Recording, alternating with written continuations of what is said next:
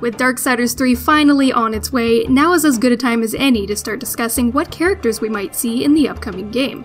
Since we'll be returning to Earth for part of Darksiders 3, we already know a few familiar faces that we'll be seeing once again as Fury makes her way through the Third Kingdom and beyond. This prompts the question of whether some other characters from the previous games may be making their return for the third game as well, so for this video, let's discuss some of the characters that we may encounter in Darksiders 3, from some familiar faces to those we have yet to see.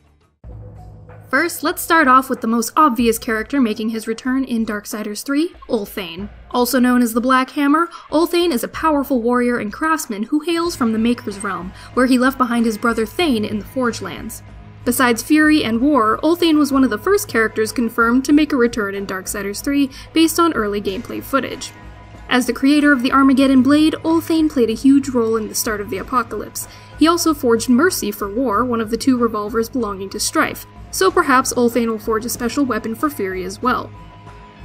Of course, it wouldn't quite be a Darksiders game without everyone's favorite demon merchant, Vulcan. While Thane may be the source of a new special weapon, Fury's upgrades and consumables will come from the humble merchant himself in exchange for souls, as we've seen in the latest bit of gameplay. He also acts as sort of a gatekeeper for the serpent holes, which are apparently making their return as well. I personally would love to know more about Vulcan's background, so hopefully he'll play a slightly bigger role in the game this time around, beyond just being a humble merchant.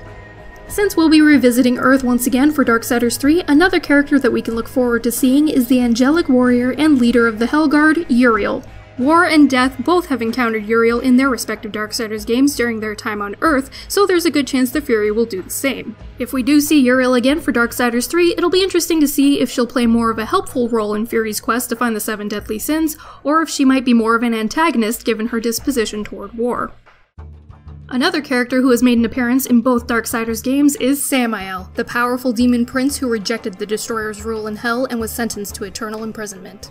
Samael is first introduced when War finds him imprisoned in the Scalding Gallows. Although Death was able to meet Samael as well, he was only able to do so by traveling to the past. This means that if Fury is to meet Samael, it would have to be under similar circumstances depending on when Samael became imprisoned. Either way, Samael seemed willing to help the Horsemen in their endeavors, so he may come to the aid of Fury as well in Darksiders 3, though likely in a way that benefits his own agenda. You already know the answer.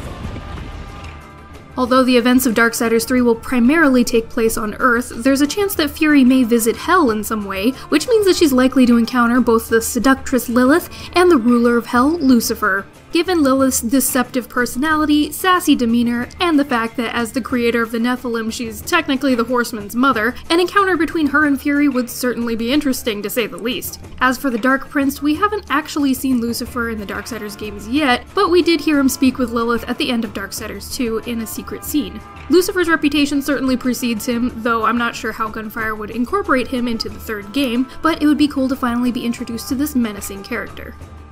Finally, we can't forget about one of the best hidden gems in Darksiders, Wicked K, the top hat-wearing undead gentleman who has made appearances in both of the Darksiders games as a secret character. In the first game, you may remember Wicked K tucked away in a handful of secret locations, and defeating K in a duel will net you a nice handful of souls. Wicked K gets a little bit of a promotion in the second game as the final boss of the Crucible Arena. Hopefully Wicked K can pull himself away from tea time long enough to make another secret cameo in Darksiders 3.